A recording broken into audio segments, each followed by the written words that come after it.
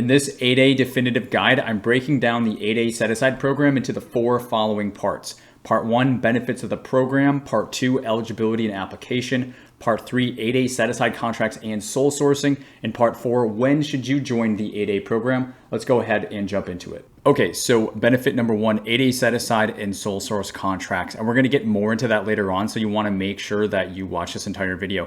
Okay, so the primary benefit and reason that most small businesses are wanting to get in the 8A set-aside program is to become eligible to bid on 8A set-aside contracts on SAM, as well as, and this is probably the biggest one, sole sourcing opportunities available through various US federal agencies. Okay, this is really the number 1 reason, and like I said, we'll get more into that in just a few minutes. When you are in the 8A program, guys, you benefit from an appointed SBA BOS who can be your partner in government contracting to help support your business as you begin responding to federal contracting opportunities. If this is something you're serious about and you haven't yet, make sure you check out your local SBA office and go and pay them a visit and let them know that you're looking to join the program. Okay, it's a must. It is essential. And then benefit number 3, mentoring and JV opportunities. Listen up. The SBA hosts what's called the 8A Mentor Protege program, where you can be teamed up for mentoring and JV opportunities with other graduated 8A participants, so that the conclusion essentially of their 8A contracts, stay with me, those can sometimes transition to the start of your 8A contracts because they need a new 8A company, contracting needs a new 8A company to continue servicing those contracts. So sometimes there can be a big opportunity there as well. Now, part 2, 8A eligibility and application. The SBA has developed a very transparent and streamlined set of criteria and procedures to assist you guys with learning about the 8A application process. Instead of me giving you bullet points and all that sort of stuff, I'm going to take you directly to the source. Okay, so keep in mind all these links and resources are down in the video description, but we are over at certify.sba.gov. I'd much rather take you to the source. And right now we are covering eligibility and application. So they get us started with 1, discover 8A, 2, should I apply, 3, apply, and then 4, existing 8As.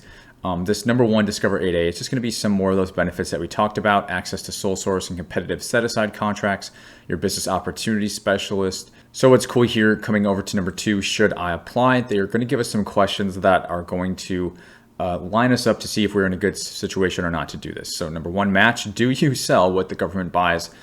Imagine that. It does give you a search bar that if you click on it, it will pull up NAICS codes for you to compare. So if you're not familiar with your NAICS codes, feel free to play around with that. I really need to minimize this. There we go. But number 2, readiness. Is your business ready to take full advantage of the 8A business development program? Okay, now we're going to start getting into some questions that are going to be important determination to see if you are ready. So questions like, is your company generating revenue? Do you have a track record of delivering quality goods and services? Can you invoice and receive payments? And can you cover your costs, including personnel, equipment, overhead expenses, etc.? Okay, kind of a no-brainer for those who have existing ongoing businesses, but those who do not will probably not answer favorably to those questions. But next we have eligibility. So now we're really getting into it. And these eligibility questions, guys, this is back to back to the eligibility criteria that's listed on the SBA website. So these are the exact questions, okay? So do you own and control a small business located in the US? Are you under the financial limits of 400K annual personal income and 850K net worth? And then total assets as well, under 6.5 million. Can you provide reliable annual financial statements? Are you a US citizen? Are you a member of one of the following socially disadvantaged groups? And if, for example, you do not fall in one of these groups, for example, you're like me, you're a white Caucasian person, yes, there are Caucasian people in the SBA 8A program. They are disadvantaged for other reasons, and there is a case that you can make for that because this is not only a minority program. Again, remember, it's socially and economically disadvantaged program. So these are our eligibility questions that should really quickly get you up to speed on if this is going to be a fit for you or not, and when. But next is the apply. And this is great because it gives you really 3 primary great resources. This application review, I'll go ahead and download that just so you can get a quick look at what this looks like. I recommend that you go through all these resources on your own and do your own homework and research. But this application preview is really awesome, guys, because guess what? It shows you all the questions that you're going to be asked in the application. So you're probably going to spend most of your time here, to be honest. It's 41 pages, and this is going to make sure that you are fully prepared with the information that you need and the documentation so that once you come to do your application, you are ready to go. In addition to that, they have a quick start guide. And as we open this up, it's going to give us just some sequence of steps of what they recommend that you go through. And a lot of you guys may have already gone through this, or you may know it, but it's a good thing to touch base on. And then lastly, these tips for success are really going to be, it's like a FAQ, so frequently asked questions. So it's a lot of questions with clarification answers. So I highly recommend that you go through all 3 of these.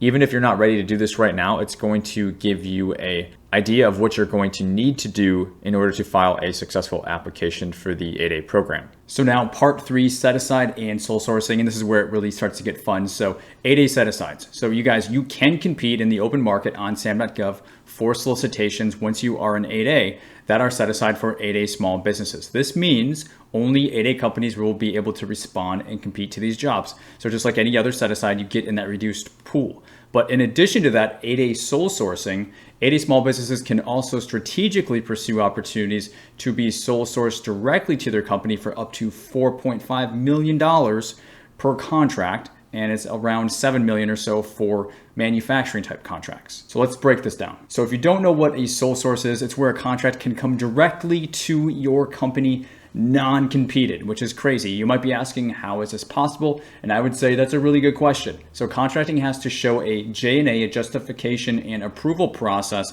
to issue a sole source directly to a company. And technically what that means is that your company is the only company that can perform the work under the current conditions and environment that contracting is currently operating under. Winning these sole sources can be done by either building relationships or responding to sources sought notices directly on sam.gov. You can also request your SBA BOS, Business Opportunity Specialist, to write what's called, and pay attention here, what's called a search letter. So they write one of these on behalf of your company to the contracting officer. But listen, you can only do this during the sources sought stage. Once it's a solicitation, it's too late, you've missed the boat. So if you do this, contracting can take the sources sought off of sam.gov and have you quote the job directly instead of graduating the opportunity to a solicitation for everybody to bid on. So that's the secret. It is a process to learn. It's more than I can explain in this video, but I will share a little bit later on as well some of the contracts I've personally won successfully using this sole source method. And one other thing I wanted to give you and link up for you real quick. This is the goals sheet from the actual SBA. And we can see here that the starting value of spending is 10.5%, but they've raised their target to 12%.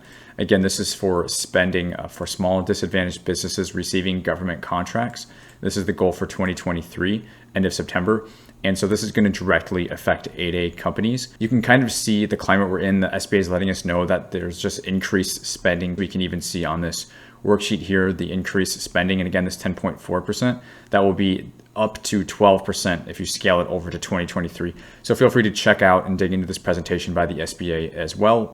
So now, when should you apply for your 8A? So you should apply for the 8A program, in my opinion, ideally, once you have won your first 1 to 3 contracts. And this is against what most people say, but stick with me, okay? So this may be counterintuitive to what you're hearing, but my reason for it is so that you can maximize your time while in the program.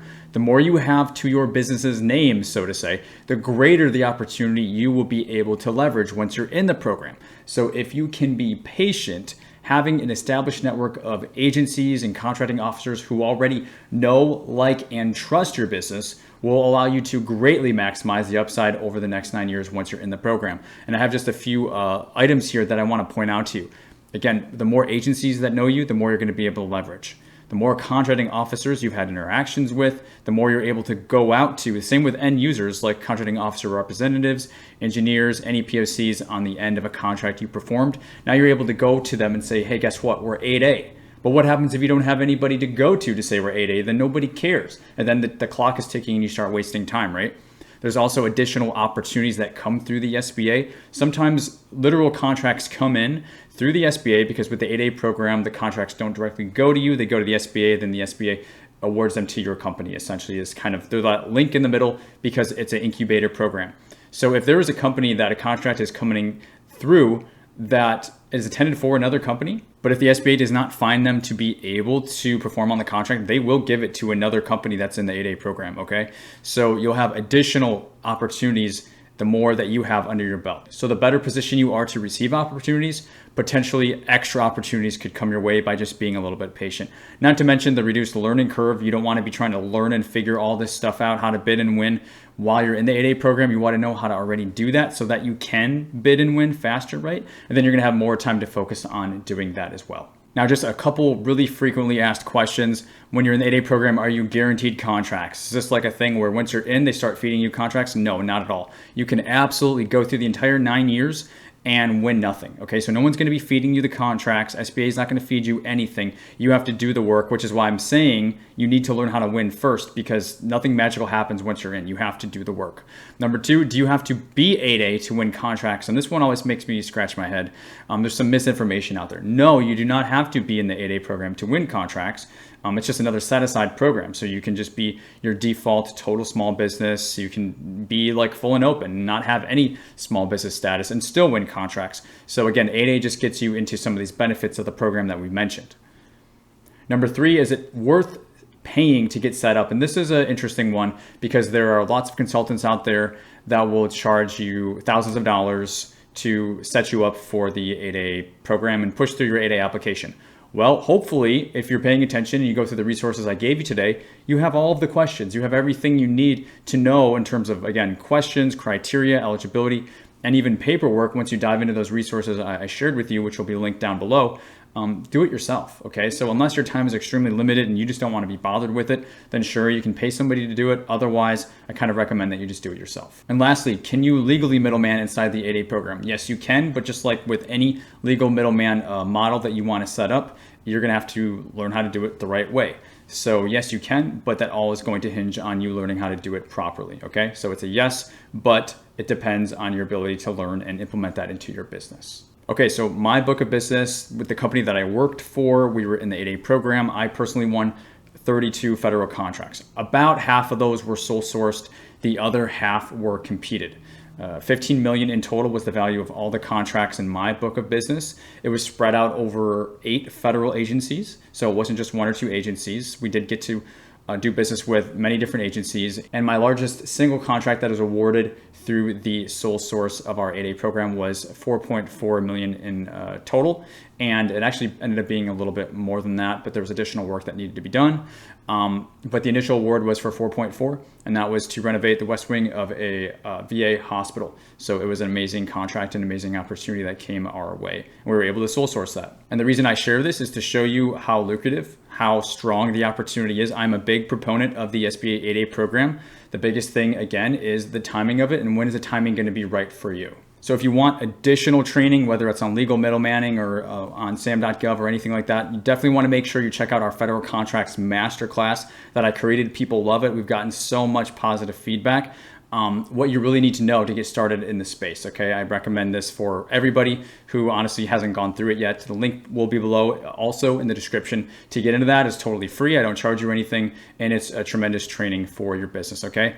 And if you are looking for additional support, you can check out my website, GovKidMethod.com. You can shoot us an email directly, support@GovKidMethod.com. And what we specialize in is helping small businesses bid and win on sam.gov in months, not years. So hopefully you enjoyed this 8A definitive guide presentation. Smash the like button, subscribe to the channel, and I will see you all in the next training. Take care.